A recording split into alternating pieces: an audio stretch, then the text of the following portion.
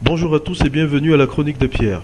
Nous répondons aujourd'hui à la question de savoir si nous pouvons importer la psychologie occidentale en Afrique sans risquer de créer une mauvaise application de cette dernière. Peut-on, sans contexte, être un psychologue occidental en Afrique ou inversement, peut-on être un psychologue africain en Occident? Ce débat actuel à psychologue du monde et qui doit l'être également de manière plus profonde pour les psychologues africains peut aboutir à une certaine cohésion entre le psychologue africain et le psychologue occidental. J'aimerais pour cela vous faire un court développement d'une activité que j'aime mener avec des clients qui ont un problème de communication avec un de leurs parents ou plusieurs de leurs parents. Alors, pour ces clients-là, je leur demande sous forme d'exposition de dire la phrase « je t'aime » aux parents avec qui ils ont un problème de communication. Les réactions de ces clients sont, du moins pour ceux avec lesquels j'ai travaillé jusqu'alors, toutes les mêmes. Une réaction d'étonnement et un sourire, voire un rire, qui est suivi par la phrase légendaire « Il n'y a que les blancs qui font ce genre de choses ». Ensuite, on écoute la seconde phrase légendaire « Si même je dis je t'aime, il ou elle va me demander si je vais bien, si je suis malade et si je vais bientôt mourir ». Et lorsque je leur demande comment vous faites pour communiquer votre amour, la réponse immédiate est une série d'actions que ces clients font en direction de leurs parents. Ils vont parler par exemple de prendre de leurs nouvelles, de faire des cadeaux, de les aider dans leurs tâches ménagères et j'en passe. On voit bien à partir de cet exemple que l'amour fraternel vu par les Camerounais et don de l'Africain est plus un acte de démonstration que de déclaration.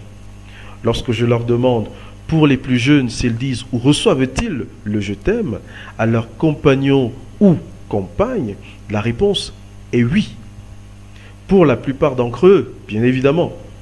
Pour les plus âgés, par contre, ici je parle des hommes et des femmes d'un âge mûr, la difficulté à dire le je t'aime ou de le recevoir reste pratiquement la même, comme nous avons dit un peu plus haut.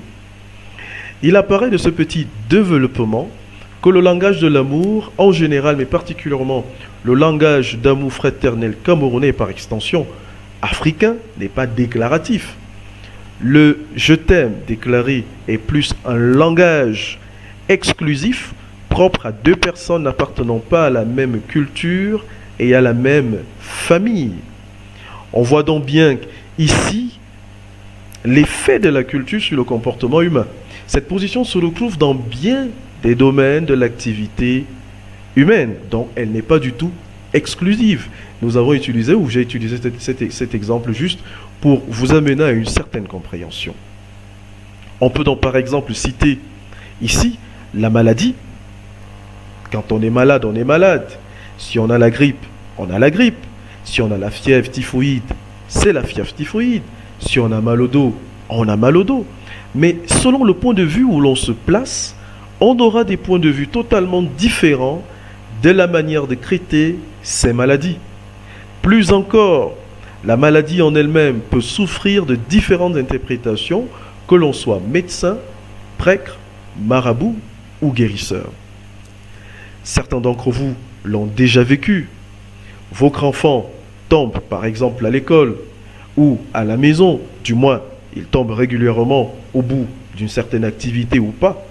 Ce que l'on appelle une crise de conversion en langage technique. Le prêtre, par exemple, vous dira qu'il est possédé. Le guérisseur vous dira que c'est un enfant sorcier. Et le médecin vous dira qu'il souffre d'épilepsie. Il existe donc d'autres possibilités de voir, d'interpréter et de comprendre un comportement humain, fût-il lié à la maladie ou non. Lors d'un deuil en Afrique, par exemple, les femmes pleurent en s'enroulant à même le sol. Si nous nous positionnons du point de vue occidental, ces femmes font toute une crise d'hystérie. Mais du point de vue africain, si une femme endeuillée ne pleure pas de manière spectaculaire, elle est directement accusée d'être l'auteur de la mort de son parent. De ces différentes observations, il devient difficile de comprendre un comportement en dehors de son contexte et de son champ culturel. Le psychologue africain doit donc tout faire de s'approprier sa psychologie locale, mais ne doit pas en rester prisonnier. les mutations culturelles et sociales actuelles et qui affectent le tissu comportemental de l'Africain lui imposent un régressement scientifique qui tienne compte des forces culturelles et sociales endogènes et des forces culturelles et sociales exogènes afin d'en établir un équilibre parfait pour le bien-être intégral des populations sur lesquelles il intervient. Voilà. Nous voici arrivés à la fin de ce autre numéro de la Chronique de Pierre. Il reste encore beaucoup à dire sur ce sujet.